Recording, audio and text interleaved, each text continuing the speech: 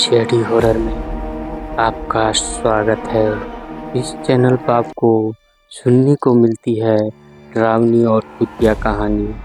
अगर आपको ऐसे ही वीडियो देखना पसंद है तो इस चैनल को सब्सक्राइब करना ना भूलें। तो अब बढ़ते हैं कहानी की ओर।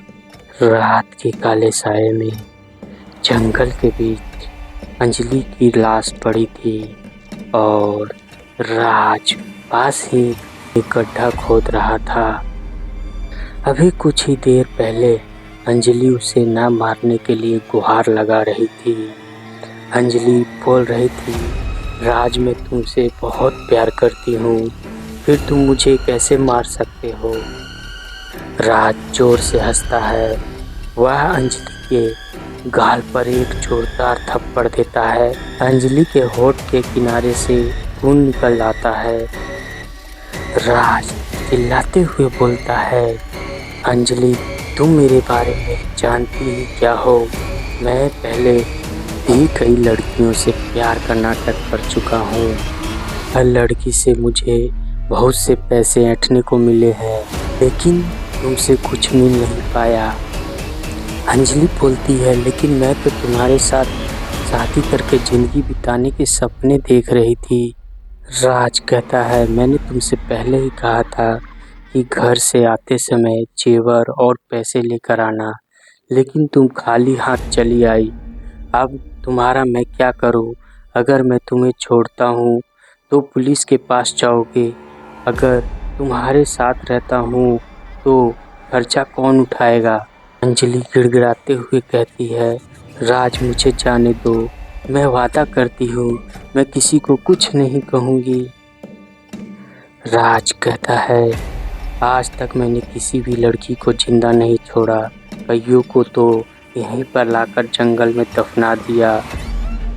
अंजलि वहाँ से भागने की कोशिश करती है, लेकिन राज पॉकेट के अंदर से चाकू निकालकर उसे पीछे से बालों से पकड़कर उसकी गला रेत देता है।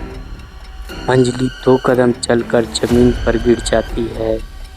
अंजलि मरते हुए कहती है, तुमने अच्छा नहीं किया, मैं तुम्हारा पीछा नहीं छोड़ूंगी। यही तो शब्द कहकर अंजलि मर जाती है। राज मोबाइल की रोशनी में जल्दी जल्दी खड्डा खोदकर अंजलि की लाश को उसमें रखकर मिट्टी बंद करने लगता है। तभी उसे चाकू दिखाई देती है। वह उस पर से अपनी उंगली निशान मिटाकर उसे भी उस गड्ढे में डालकर मिट्टी बंद कर देता है। वहीं सामने चीर के पेड़ के पास अंजलि की आत्मा अपनी लाश को देखकर रो रही थी। उसे अभी भी यकीन नहीं था कि राज ने उसके साथ ऐसा किया। जब राज गड्ढा खोद रहा था तब भी वह गड्ढे के पास खड़े होकर उसकी करतूत देख रही थी। अंजलि वहीं खड़ी रही। राज उसे दफनाकर हंसता हुआ चला गया, जैसे कुछ हुआ ही नहीं है। अंजलि की आत्मा कहती है, अब मेरा क्या होगा? मेरे घर वालों को तो कभी मेरे बारे में पता ही नहीं चलेगा। मेरी एक गलती की सज़ा पूरा घर भुगतेगा। मेरी माँ जो मेरे बगैर खाना नहीं खाती थी, अब वह कैसे जिंदा रहेगी? और उसे तो पता भी नहीं चलेगा कि मैं मर गई हूँ। मेरे पापा जब तक जिंदा रहेंगे मुझसे नफरत करते रहेंगे। यही सोच कि मैं घर से भाग गई हूँ, उन्हें कैसे यकीन दिलाऊं कि मैं मर गई हूँ। यह विचार आते ही अंजलि अपने घर पहुंच जाती है। वह अंदर जाकर देखती है उसकी माँ बिस्तर पर रो रही है। उसके पिता बोलते हैं, रोने से क्या फ़ायदा, मर गई हो हमारे लिए। वह हमारा मुंह काला करके गई है, उसका शोक मत मनाओ। अब अगर वह शादी करके वापस भी आए तो उसे यहाँ मत आने देना। कि माँ बोलती है, कैसे बात करते हो आप, एक बार पता तो करो कि हमारी बेटी कहाँ है। मेरा दिल बहुत घबरा रहा है। ऐसा लग रहा है जैसे उसके साथ बहुत ही बुरा हुआ है।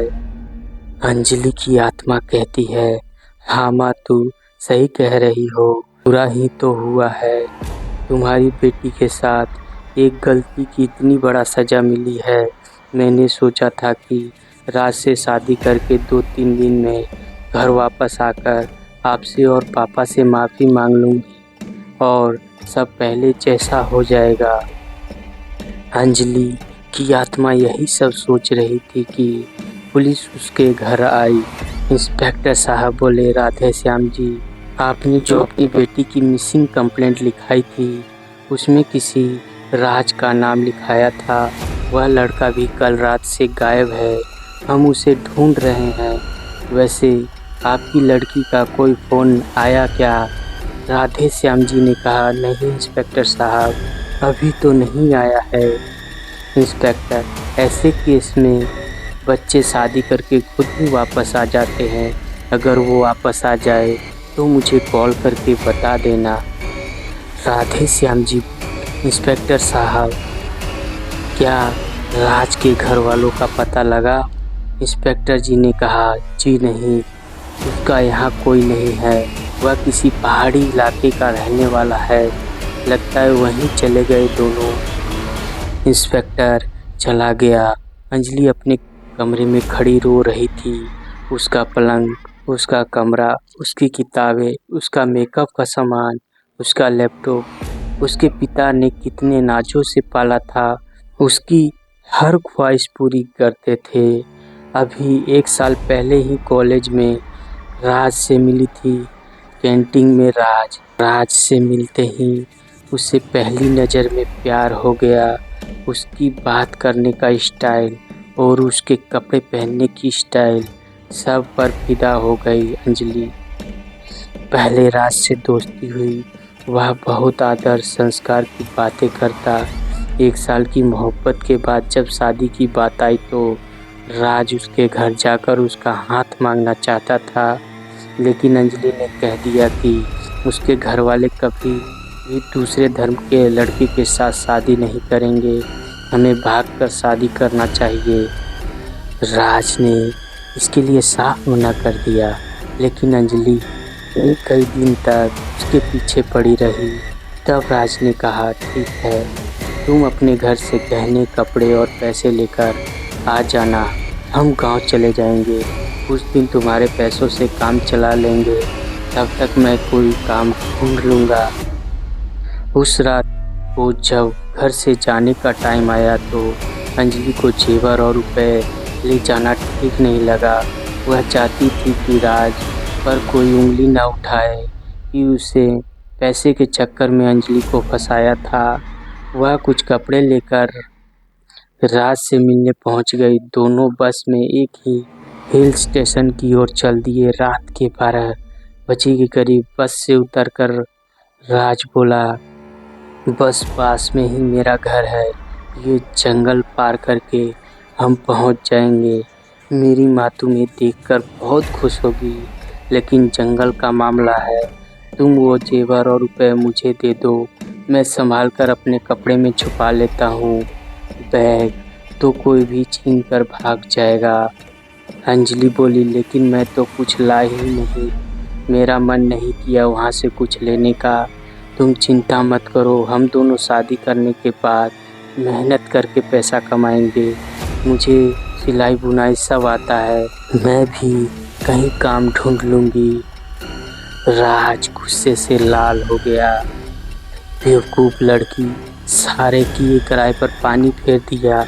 तेरे पिता इतने बड़े व्यापारी हैं, मैंने सोचा था कि कम से कम 8-10 लाख के जेवर और रुपए लेकर आएगी, इसलिए तुझे पटाया था। अंजलि बोली, ऐसा मत कहो राज, मैं तुमसे बहुत प्यार करती हूँ। मैं तुम्हारे बिना जिंदा नहीं रह सकती।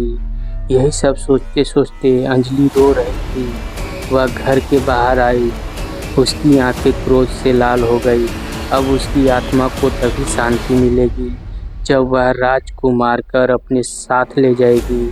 यही सोचकर वह उसी जंगल की ओर चल दी। इधर राज वहां से निकलकर नीचे माल रोड पर पहुंचा और एक बार में जाकर शराब पीने लगा। वहां बैठकर कई पैग पी चुका था। आज उसे बहुत दुख था। दुख अंजलि की नहीं, उसकी दौलत का था। 8-10 लाख रुपए उसके हाथ से आते आते रह गए। 1 साल की मेहनत पर पानी फिर गया। अब फिर किस लड़की को पटाना पड़ेगा। राज जो कुछ भी सोच रहा था वह अंजलि उसके कुछ दूर खड़ी सुन रही थी। राज को छोड़कर वह उस जगह पर पहुंच गई जहां उसकी लाश दफन थी। वहां बैठकर रो रही थी। तभी किसी ने उसके कंधे पर हाथ रखा। उसने पलटकर देखा, उसके पास 4 लड़कियां खड़ी थी। पहली लड़की, घबराओ मत, हम भी तुम्हारी तरह भूत हैं। दूसरी लड़की, उस कमीने राज ने हमें भी अपना शिकार बनाया है। हमें भी वह गांव ले जाने के बहाने जंगल में लाकर मार चुका है। तीसरी लड़की बोली, नहीं, हम बहुत कोशिश कर चुके हैं, लेकिन जब तक वह जिंदा है हम कुछ नहीं कर सकते। एक बार वो मर जाए फिर उसकी आत्मा हमारे सामने होगी, तभी हम उसे तड़पा सकते हैं। उसे मुक्ति न मिले, वह तड़पता रहे, यह कर सकते हैं, पर उसे किसी तरह मरना होगा। अंजलि की आत्मा बोलती है, चिंता मत करो, मैं उसे मारने का कुछ न कुछ उपाय करूंगी। इतनी आत्माओं की बद्दुआएं लेकर वह चैन से नहीं रह सकता। कहते हैं कि इंसानों को तो नहीं, लेकिन जानवरों का आत्मा का आभास होता है। उस पहाड़ पर एक गांव वाला अपनी भेड़ चरा रहा था। अंजलि उसमें से एक भेड़ को उस जगह पर इशारे से बुला लाती है जहां उसका खून पड़ा था, साथ उसका फोन गिरा हुआ था। उस भेड़ को ढूंढता हुआ गांव वाला वहां पहुंच जाता है। वह वहां का नज़ारा देखकर पुलिस को खबर करता है। पुलिस वहां से अंजलि की लाश निकालकर पोस्टमार्टम के लिए भेज देती है। अंजलि का फ़ोन लेकर इंस्पेक्टर अंजलि के घर पहुंचता है। पूरे घर में मातम छा जाता है। घर में रोना पीटना मच जाता है। एक कोने में अंजलि भी यह सब देखकर रो रही थी। इंस्पेक्टर के पूछने पर अंजलि का भाई उस फ़ोन को लॉक खोल कर देता है। उसमें राज की फ़ोटो थी। पुलिस उसी रोड पर होटल और बार में फ़ोटो दिखाकर पूछताछ करती है। इस बार का वेटर पैसे की लालच में को सब बता देता है। राज वहाँ से भागने लगता है। वह जंगल की ओर भागता है। चढ़ते चढ़ते उसका पैर फिसल जाता है और वहाँ एक गहरी खाई में गिर जाता है। देर बाद अंजलि पहाड़ की चोटी पर खड़ी थी। उसके साथ वह 4 लड़कियां भी थी। अंजलि, आओ राज, कैसा लग रहा है मरकर? यह कहते हुए अंजलि बोलती है, तुम तो मर गए हो, अब तुम्हारी आत्मा को हम चैन से नहीं रहने देंगे। अंजलि और चारों लड़कियां राज की आत्मा को बहुत ही दर्द यातनाएं देती हैं और उसे एक गुफा में कैद कर देती है जिससे वह भाग न पाए। हर दिन उसे मारा जाता। उसकी चीख पुकार की आवाज़ गांव वाले उस पहाड़ से सुनते थे। उसके बाद गांव वालों ने वहां जाना छोड़ दिया। आज इस बात को 20 साल हो गए हैं। आज भी वहां एक लड़के की रोने की आवाज़ आती है, साथ ही कुछ लड़कियों की हंसने की आवाज़ आती है। शायद अभी भी उन आत्माओं को मुक्ति नहीं मिली है। जब तक कि उनकी उम्र पूरी ना हो जाए तब तक उन्हें मुक्ति नहीं मिलेगी। यह कहानी आपको अच्छी लगी हो तो इस वीडियो को लाइक करें और चैनल को सब्सक्राइब करना ना भूलें। तो आपसे फिर मुलाकात होगी अगली कहानी के साथ।